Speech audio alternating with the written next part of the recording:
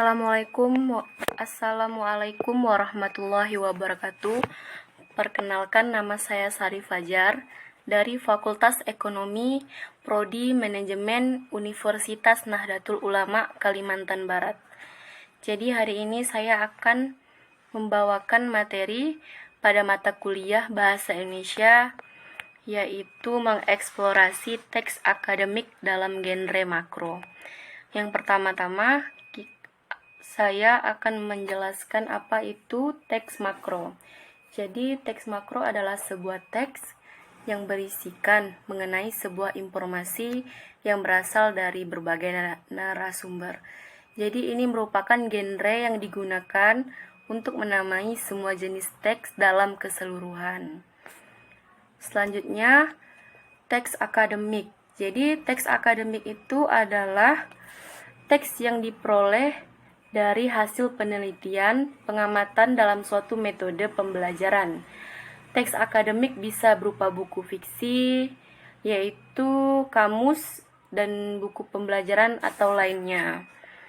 Selanjutnya, jenis teks genre makro. Yang pertama adalah genre wawancara. Nah, genre wawancara ini merupakan salah satu aspek penting dalam narasi teks. Hal ini sebagian fungsional daripada panduan seseorang untuk mengambil data dari orang lain atau pihak yang diinginkan. Dalam proses wawancara juga diperlukan informasi yang mendalam, sehingga agar tidak lupa dalam agenda apa saja pernyataan yang harus disiapkan, maka wawancara dibuat schedule yang baik.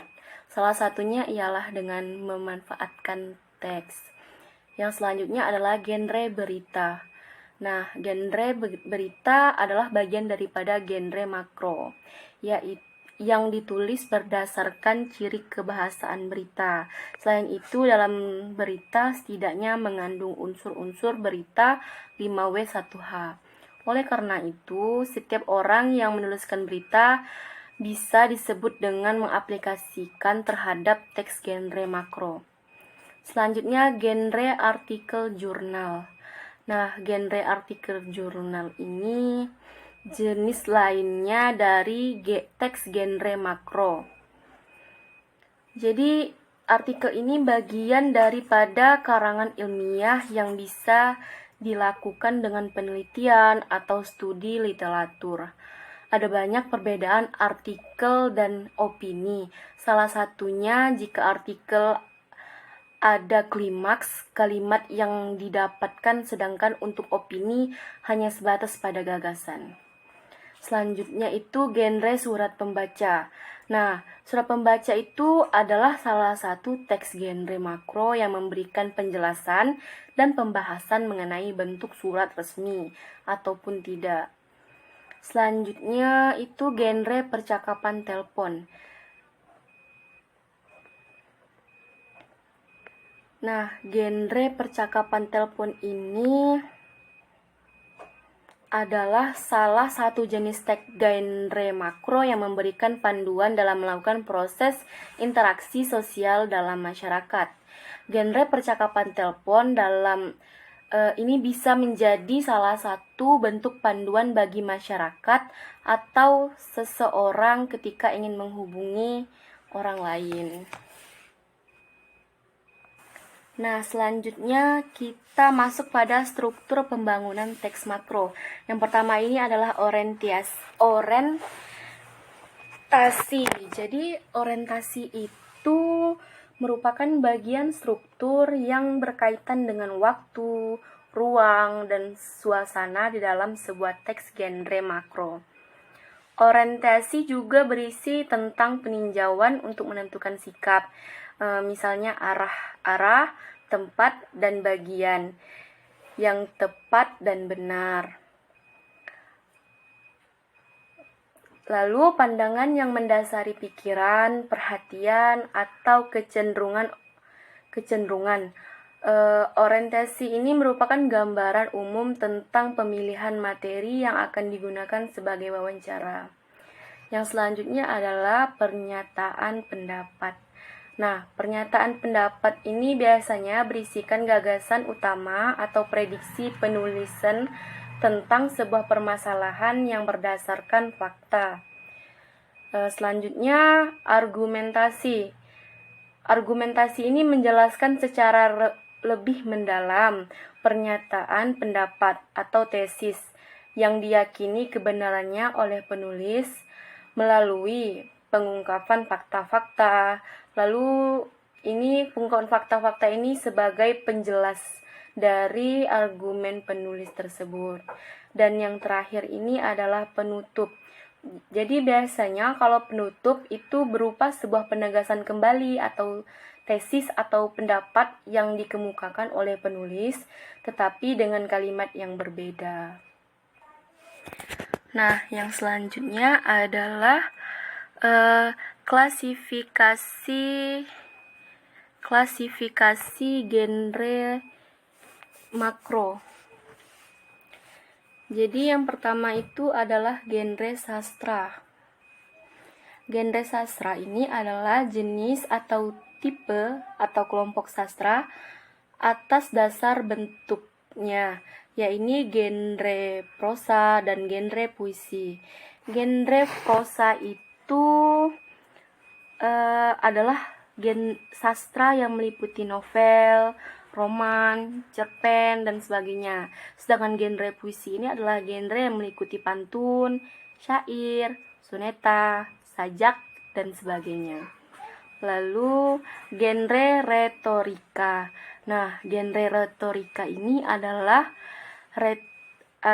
retorika deskripsi, narasi, eksposisi, dan argumentasi dalam penulisannya. Jadi retorika ini adalah bagian daripada basa-basi dalam penulisan. Banyak cara yang harus dipahami antara ketiganya. Akan tetapi yang pasti ketiga hal ini saling berkaitan satu sama lain. Dan yang terakhir itu genre linguistik. Jadi genre ini untuk menunjukkan karya sastra, terus kategori retorika, dan dalam konteks budaya sebagai latar belakang munculnya teks-teks lain seperti wawancara, percakapan telepon, layanan jual beli, surat pembaca, surat lamaran kerja, berita, editor, artikel, dan sebagainya.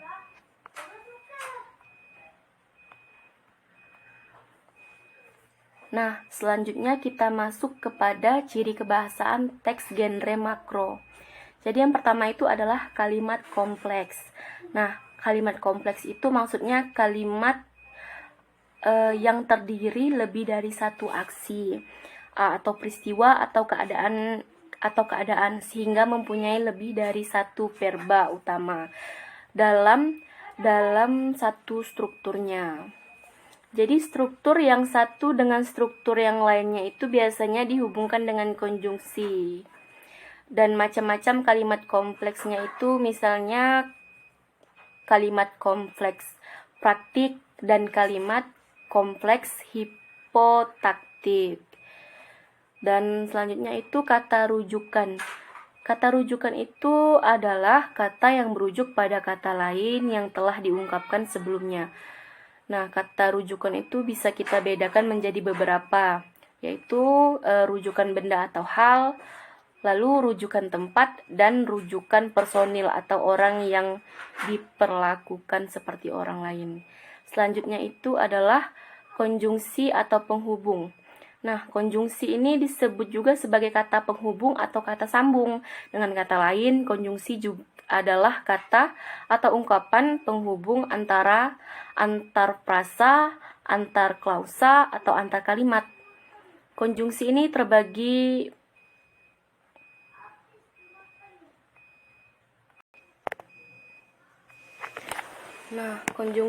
terbagi menjadi dua, yaitu koordinatif dan subordinatif. Yang selanjutnya itu adalah kata sifat. Kata sifat ini ialah kelompok kata yang mampu menjelaskan atau mengubah kata benda atau kata ganti menjadi spesifikasi. Ciri-ciri kata sifat ini yaitu kata sifat terbentuk karena adanya penambahan imbuhan ter yang mengandung makna paling. Kata sifat juga dapat diterangkan atau didahului dengan kata lebih, agak, paling, sangat, dan cukup. Nah, yang selanjutnya itu kata sifat itu juga dapat diperluas dengan proses pembentukan seperti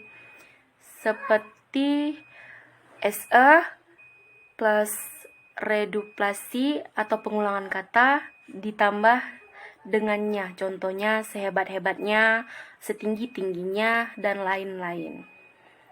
Yang selanjutnya adalah kata kerja.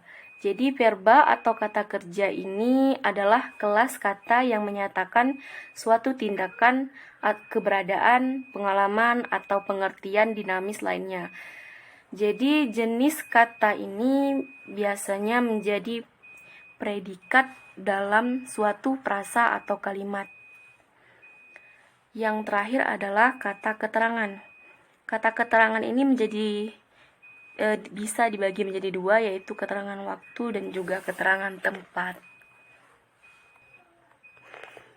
Yang selanjutnya adalah perbedaan teks akademik dan non-akademik. Jadi bisa kita lihat yang pertama itu, jadi akademik itu lebih sederhana dan tidak berlebihan. Dan juga tata urutan bahasanya disusun secara sistematis. Bahasanya itu lebih lugas dan dapat dimengerti. Lalu dia juga bersifat objektif dan isinya memberitahu berbagai macam informasi. Sedangkan teks non-akademik itu bersifat mengajak. Lalu tidak memuat masalah topik yang dibahas dan bersifat subjektif. Lalu penyajian teks non-akademik ini diiringi dengan sejarah dan biasanya juga tidak ada bantuan bukti. Sekarang kita masuk kepada ciri-ciri teks akademik dan non-akademik. Kalau teks akademik, dia ini tidak mengandung kalimat minor. Sedangkan teks non-akademik itu dia mengandung kalimat minor. Lalu teks akademik itu dia tidak mengandung kalimat tak gramatikal dan juga tergolong ke dalam genre faktual. Sedangkan teks non-akademik itu dia itu mengandung kalimat tak gramatikal dan juga tergolong ke dalam genre fiksional. Nah, selanjutnya mengapa teks akademik itu penting untuk kita? Nah, karena kita ini merupakan masyarakat akademik, terutama kita yang mahasiswa dan dosen ini memang tidak bisa terlepas dari teks akademik. Nah, kalau teks akademik yang biasanya kita jumpai itu di lingkungan perguruan tinggi itu seperti proposal, makalah, dan lainnya. Terus juga laporan kegiatan dan artikel ilmiah juga termasuk ke dalam genre makro. Jadi, itu kenapa kita memerlukan teks akademik dalam berbagai genre. Karena pada saat perancangan atau penelitian dan kegiatan, kita memerlukan teks yang disebut dengan proposal penelitian yang menggunakan genre makro tersebut. Lalu kita akan melihat penyajian teks akademik dalam berbagai genre makro. Yang pertama itu adalah artikel ilmiah. Jadi artikel ilmiah ini dapat dikelompokkan menjadi artikel penelitian dan konseptual. Jadi ini tuh disusun dengan struktur teks yang lebih fleksibel. Selanjutnya ulasan buku yang biasanya juga disebut dengan timbangan buku.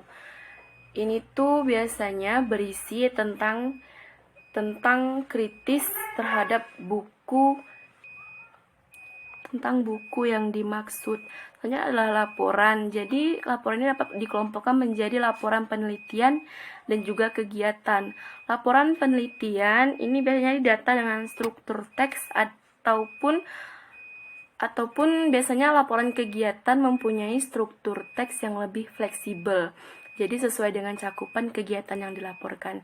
Dan yang terakhir ini proposal. Jadi proposal ini merupakan tulisan yang berisikan rancangan yang berupa proposal penelitian dan juga proposal kegiatan.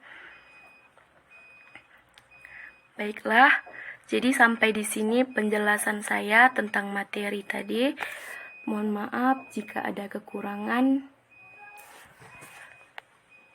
Selebihnya, wassalamualaikum warahmatullahi wabarakatuh.